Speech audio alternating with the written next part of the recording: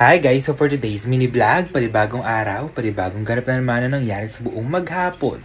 Just keep on watching!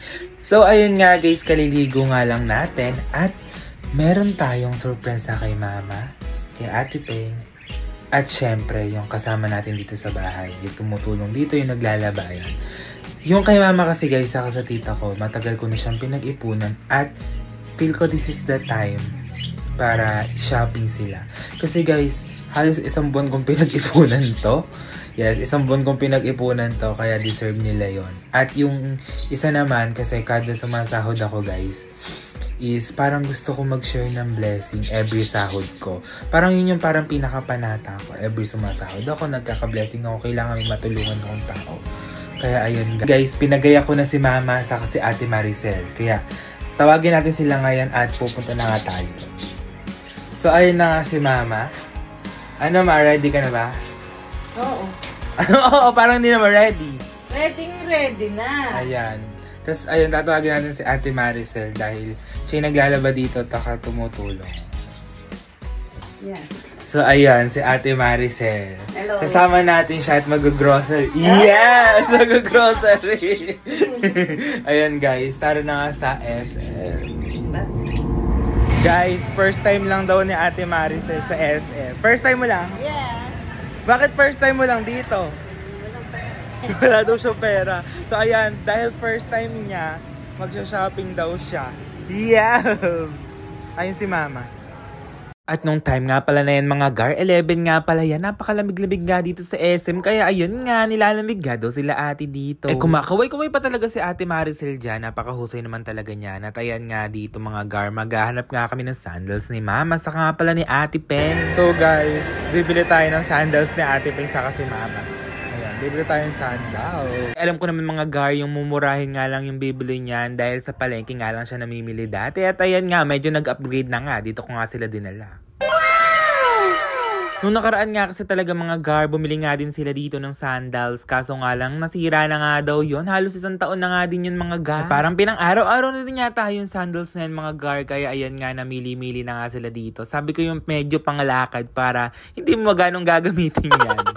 Hindi ko naman alam mga gar, napakapili pala neto sa sandals. Napakadami niyang choices, hindi niya talaga alam kung ano nga talaga yung pipiliin niya. Kaya ayan, for the sukot na talaga ang person. Kaya ako nga mga gar, for the bigay lang dito ng color white. Ayaw nga daw niya yan, dumihin nga daw. Kaya ayan, sinuli ko na nga lang din talaga. Ayan nga si Ate Maricel, for the pili din siya ng color dito. Kaya ayun nga, hindi ko naman pala talaga alam, no? Napakapili pala talaga ng dinala ko dito. Pero okay nga lang yun, madami siyang choices. Ayaw nga niya sa mahal. Kayo din ba mga gar, ayaw ng mahal ng mga magulang nyo? Kaya ayan nga, deserve na deserve talaga niyan. Parang kailangan na din talaga magpalinis ng kuko niyan, no? Mga gar, halos isang buwan ko nga din talagang pinag-ipunan to. Kaya kahit mahal, go na din talaga yan. Mahal na mahal din kasi talaga niyan. Yes, sir! O diba mga gar, humaba na nga tong video na to, hindi pa nga din siya nakakapili dito. Kaya ayan talaga mga gar, nainip na din talaga ako dito. Tingnan naman kasi itsura ko dyan. Pero ayun nga, i-fast forward na nga natin yung mga gar, nakahanap na din yata siya. Uy, parang ayaw doon talaga niya, no? Isasoli niya yan. Tignan nyo nga mga gar, yung soli niya yan, ayaw na naman niya yan. At eto na nga talaga. Parang eto na talaga yung mapipili niya. O, tignan nyo. Tignan nyo nga mga gar kung mapipili niya yan. O, susukatin niya lang yan pero hindi niya nga pipiliin talaga yan. Mapapasabi ko na lang talaga ng It's a Final Countdown. Napakanta na lang talaga. Ito na talaga yung final countdown. Ayan, yan yung pinili niya nga mga gar.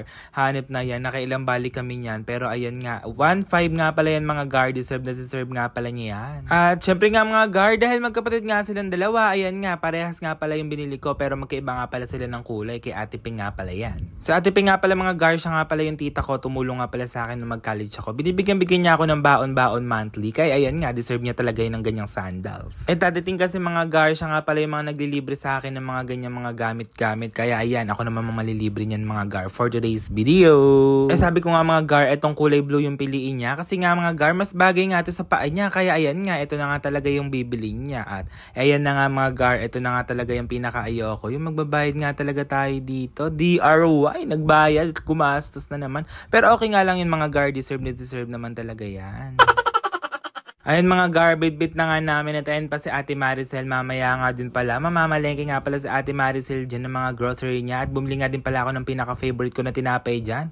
Ayan nga mga favorite ko yan. Kaya ayun nga, dali-dali lang nga din ako nagbayad dito. Grabe, mahal na pala yung price nun. Pero okay lang yun, favorite naman din talaga deserve. Minsan lang gumastos. Grabe naman ang person dito for today's video. Kumakaway-kaway na din talaga at nagugutom na nga. Hindi pa nga yata kami nag-uumagaan sa nga pala tanghalian dito. Alas 12 na nga pala itong mga Kaya ayun nga, pumunta na nga lang kami dito sa Shakey's at sabi ko dito na nga lang tayo kumain dahil never pa yata ako nakakain dito in my life. In my life? Napaka-OA.